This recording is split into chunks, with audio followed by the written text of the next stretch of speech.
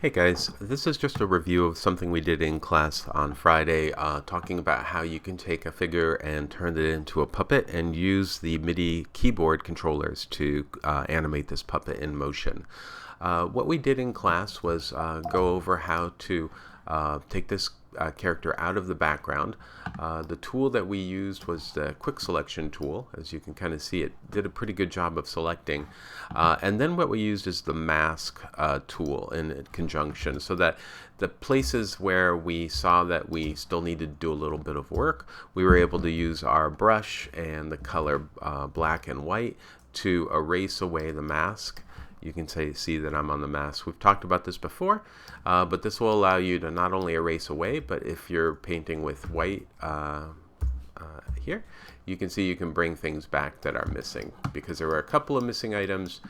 We looked through these, like fingertips were missing, or there were some like webbing between the fingers. We were able to take these things away. Another thing that we did once we did that was to group these pieces into parts. So I removed the mask by deleting it and applying it, throwing it in the trash. And then what we did, jump this layer, Command J, just so we have an original if we need it, or IG.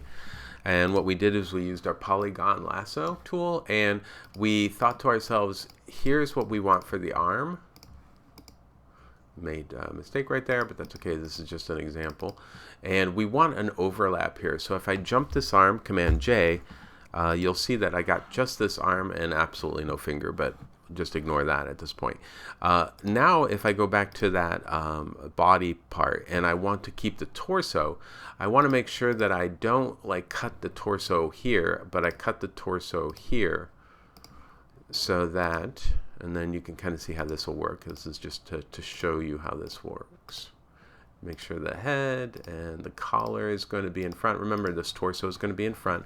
So if I jump this torso, you see I've got the torso and I've got the arm, and the arm overlaps. So I've got this part is this part, and this part is on the arm. But when I move the arm, Command T, and holding the Option key down allows me to set the anchor point right here. So you can see that when I move the arm, it'll move in a more natural way, and we won't see any cut elements, right? So this is pretty much what we did in class, was cut out all the pieces and label them so that we had something that looked a little bit like this. You can kind of see that each of the pieces has an overlap, so that if I were to move it like this, you can kind of see that it won't show up as a serious problem, especially if we put these in the right order. I took this Photoshop document and I then imported it into Motion, just by going Import and making sure that we selected the Photoshop document with all the layers, and I made sure that all layers were selected in this case, not merging them. And so we have this finished guy here with all the pieces, as you can kind of see. And what I did need to do is change the anchor point for everything. So I went to the anchor point tool, and let's see if we zoom in here to 100% so we can see what we're doing.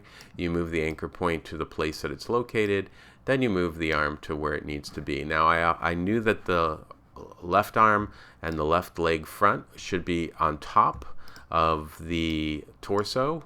I labeled the torso, and then the back leg should be next, and the head should be under the torso. But so head, again, everything is labeled, and then the right arm should be in the back, really far back, so behind the leg actually. So the right arm, oh, I'm sorry, the right arm is incorrectly labeled. Is it the left arm? This should be my left arm, and this should be my right arm. But I think I just labeled them incorrectly. But this should be behind. Move the anchor point for everything, as you can kind of see. Arrange it so that it makes sense, and test each piece as you put it in using the Rotate Z, just to see how that's looking, right? So if you have your left arm here and you've put the anchor point in, does it feel natural? Do you see any problems? So you can zoom in, and if you see any problems, you can just at this point just move it so that you don't see any problems, right? Now I also added a color solid to the whole thing so that I can actually see if things were working as expected. By the way, once you're done with your anchor point, go back to transform so that you can move these. And you can see this looks pretty good. It feels natural as it's going to be, right? Once I put all these together, did all the anchor points, I have a finished one. And I'll turn this one off here and turn this one on. And you'll see that we've got all the different points finished. I guess we don't, because we've got some missing pieces. We must have made some modifications to the document here. Let me undo this. Save. There we go. Don't want to modify your document. Let's undo this a couple times.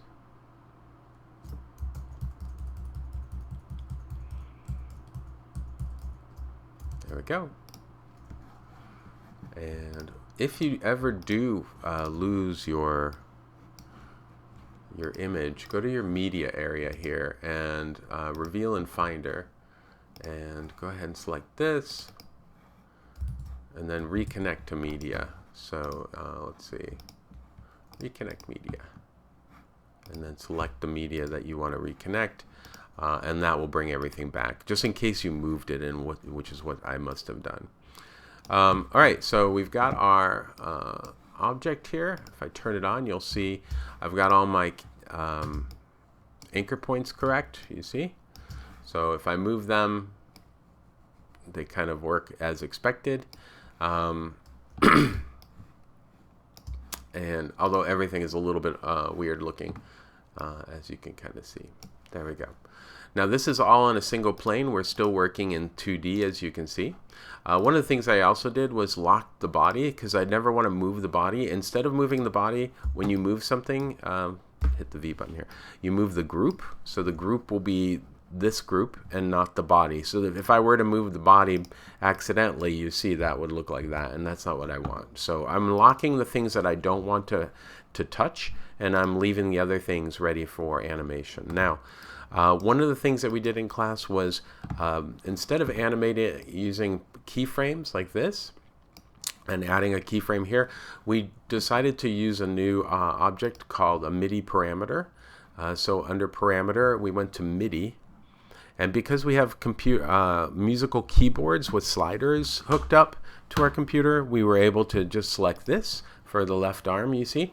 And now it is in learning mode. So if I physically move the controller, you'll see that it picks up right away, and I have a value from 0 to 1 for this slider that I'm using. And notice nothing's happening because it's exactly like all the other parameters. We need to apply it to a property, in this case rotational Z. And if I do that, you'll see that this right arm, and if we scale it, because we currently are only rotating it like a little bit, so let's scale it up.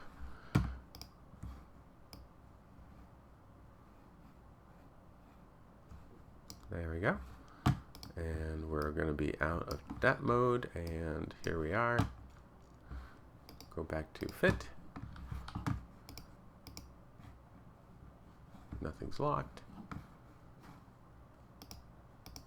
And to turn it on, that would be nice. This was accidentally turned off. So if we turn this on, you can see that our MIDI controller is working. It's a little too much scale, but you can see I've got a person's arm that is moving. Now the extremes are here and here. So clearly, if I scooch this down with this handle, now the extreme is here and here, and I can scooch this a little bit more, and now I'm pretty happy with a scale of 3 for this arm. And what I'm going to do is create another one for the other arm. So I'm going to go to right arm, behavior, parameter, MIDI, and I'm going to use a different lever this time. Again, it's on learning now, and then I'll move that lever. Now, if you mess up, you can always select learning again and then change up your parameters here. I know that 3 was what we needed, so I'm going to apply that, and then I'm going to go to properties, rotation, Z, and make sure that this time it is on. Now I have two things that I can modify as a puppet, in essence. two parameters, the Midi parameter for the slider and the Midi parameter for this slider. In order to record our actions, it's the Midi parameter that we're going to want to animate. So I'm going to pull this up just so you can see this is actually the Z rotation that's happening. But if we want to actually have this arm moving in conjunction with the slider, we will be animating the Midi parameter. So the value that we see for this one, let's see, this one, you see is right here. So if I wanted to add a keyframe for here, I would just maybe start at the beginning, click on the keyframe here, move over here, then move it up, then move over here, move it down, then move over here, move it up. And you can see that because we're animating the Midi value, that's what's actually causing the animation. Another thing that we learned in class was the record button right here. So I'm going to reset the parameter for the value here, and for my right arm I can click this record button, and now everything here, everything that I do, both left and right arms, are going to be the recording is actually going to happen. It's actually recording anything that I do. So if I start with both arms down like this and I hit the play button, and then I just kind of move the things more like the way we're seeing here, it's actually recording all of the things that you're seeing right now. So if I hit the stop button or stop play, spacebar, you can see that this Midi parameter in fact has recorded all of those things in real time. And so if we wanted to modify those elements, you can kind of see right here the value for the Midi. We could open it up here in the animated tab for this right arm. And one of the things I would always suggest is after doing something with the record, make sure you turn it off, because remember, it's still recording and you might accidentally continue recording some stuff. And I would go to the value and I would make sure that I lower the amount of keyframes, because you can see there's a lot of them. So reduce the keyframes, you can kind of see you can do that. Smoothing frames, you can kind of see how it smooths them. And this will give you just less keyframes to work with. So if you do need to make a change, it looks pretty normal. It's smoother, right? So you can kind of see it's not too bad. So you do that with each of the parameters that you've animated, Midi parameters. Again, you go to the drop-down tab, and then you go ahead and reduce keyframes and add a little bit of smoothness until you're pretty happy with what you see. Hit OK.